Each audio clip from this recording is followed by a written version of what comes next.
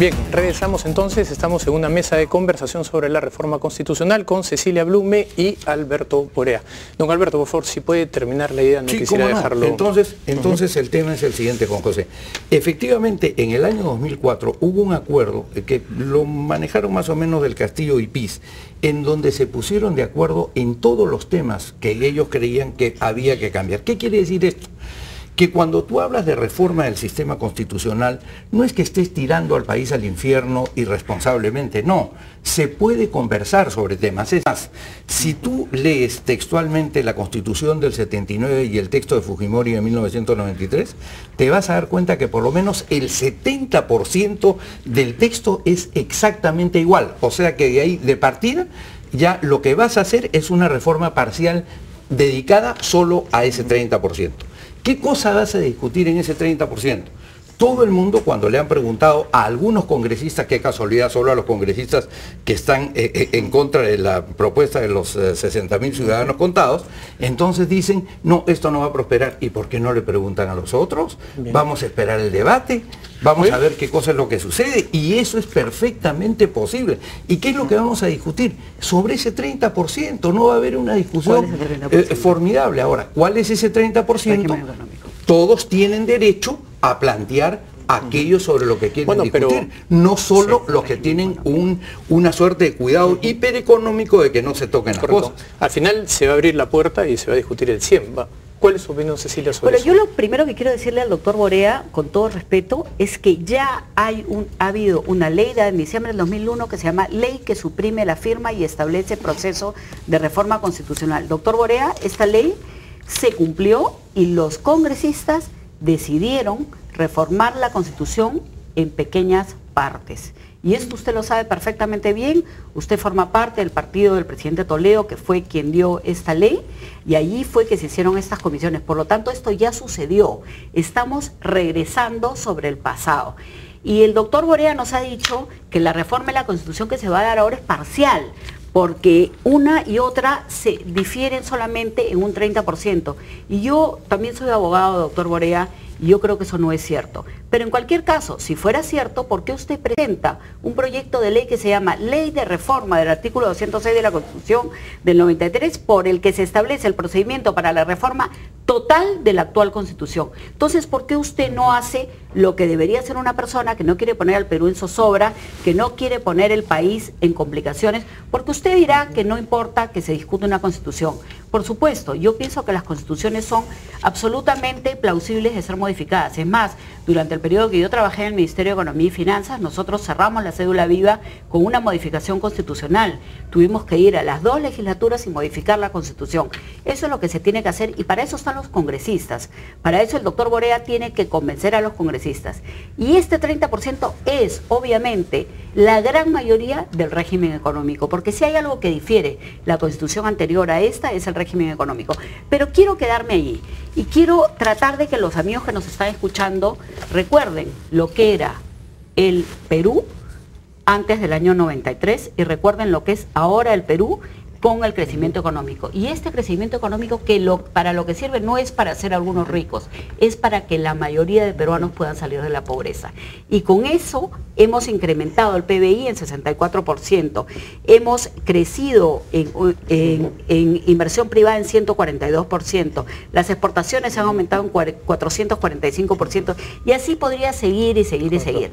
Todos los peruanos sabemos que vivimos en otro país hoy día y que hemos creado una clase media que es la que mantiene al país, que hemos sacado más de 20% de peruanos de la pobreza y de la extrema pobreza, y en eso tenemos que seguir. Y eso no lo hace solamente la Constitución, y con esto termino, eso lo hacen los peruanos con su trabajo, pero basados en un país, en un Perú que no sea el que dirige los destinos económicos del país. Bien, yo me imagino que por el purismo usted la parte económica de los resultados de la Constitución del 93 no le deben importar mucho a esta altura. Cuéntenos un poco cuál va a ser para usted el impacto del cambio de la reforma. Me interesa muchísimo, pero lo que tú no puedes hacer es un reduccionismo económico. Fíjate tú, ¿cómo se llama la Constitución? Incluso el texto de 1993 se llama Constitución Política del Perú. No se llama Constitución Económica del Perú, ni la del del 79, ni la del 93, ni la de ningún año. O sea que la economía es una parte del tema político. Yo creo que tiene que discutirse el tema económico, porque así como hay quienes quieren discutir el tema de la revocatoria, el tema del Senado, el tema del voto preferencial, todos los otros temas, también hay que discutir lo que el pueblo quiere, que es el tema de una mayor presencia eventualmente del Estado en determinados sectores, por ejemplo en casos de emergencia, para poder a través de leyes, ¿no es verdad?, participar y evitar alguna situación de urgencia que se genere. Ese es un tema. Segundo, puedes tú plantear a favor o en contra, pero creo que es bueno que se discute en democracia el tema, por ejemplo, del artículo 114 de la Constitución del 79, que permitía que el Estado reservara para sí o para sus nacionales la explotación o el desarrollo de determinado tipo de riquezas, y no hacer el Perú como una suerte de feria que venga quien quiera, que compre lo que le dé la gana y que al final de cuentas, ¿no es verdad?, no responda a los grandes objetivos nacionales que al final de cuentas son los que busca la Constitución. Me interesa el tema económico, pero te quiero decir usted... Quiero hacerle solo una breve pregunta. Sí tiene entonces usted un sesgo ideológico. Pensé que no lo tenía. ¿Tú pensaste que no? Yo soy un hombre muy Pensé que lo hacía por purismo constitucional. No, pero por supuesto que hay un purismo constitucional y hay un purismo, y hay una posición ideológica. Mi posición ideológica es una posición que busca el progreso social, siempre ha sido así. ¿Y usted cree que la Constitución del 79 estaba Yo creo que la Constitución... Mira, ¿sabes cuál fue la tragedia de la Constitución del 79? Que tuvo como presidente a Alan García. Y el primer Alan García fue atroz.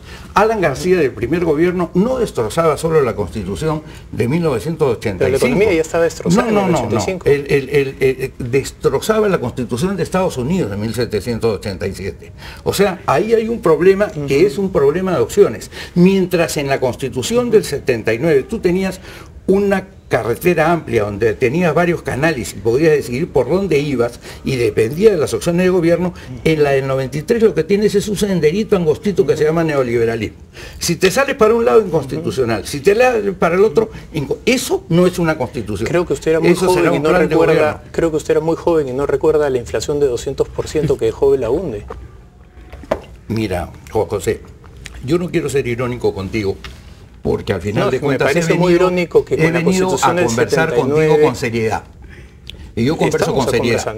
Entonces lo que te quiero decir es, por supuesto que reconozco que esa cuestión sucedió. Reconozco que efectivamente Belaúnde puede no haber sido. ¿Cuándo comienza a modificarse la visión de lo que es la economía del país? Con el pensamiento de una persona que es profundamente democrática, que es Mario Vargas Llosa, y con la predica de Mario Vargas Llosa. Y durante el Congreso de 1990 a 1992, que le autorizó a Fujimori a realizar una serie de reformas. Yo era senador en esa época, y te puedo decir exactamente todas las reformas que le autorizamos, y que ahí comienza precisamente tratar de restañar todo aquel daño que García le había hecho al Perú entre 1985 y 1990. Pero eso no tiene que ver con la Constitución. O sea, ¿para usted en el 85 la economía estaba bien? No estaba bien. Pero el hecho de que la economía no está bien no quiere decir que la Constitución sea mala. Quiere decir que se han tomado opciones equivocadas. Lo que sí está mal es cuando tú encierras a un gobernante a una sola opción, porque entonces la Constitución, que tiene que ser un marco para que gobierne, por ejemplo, te cito Estados Unidos, un presidente como Bush y un presidente como Clinton, un presidente como Franklin Roosevelt y un presidente como Theodore Roosevelt, de tendencias completamente diferentes, tú puedas ir y el pueblo pueda ir cada 5 años decidiendo por qué camino se va. Eso es una Constitución. Lo demás puede ser un decreto supremo, una leyecita chiquita, bien angosta, pero la Constitución tiene que mirar el largo plazo. Bueno, está muy bien. Ese es el tema. Muy bien. Cecilia, con esta Constitución ha gobernado Humala y ha gobernado García, y ha gobernado Toledo y ha gobernado Paniagua.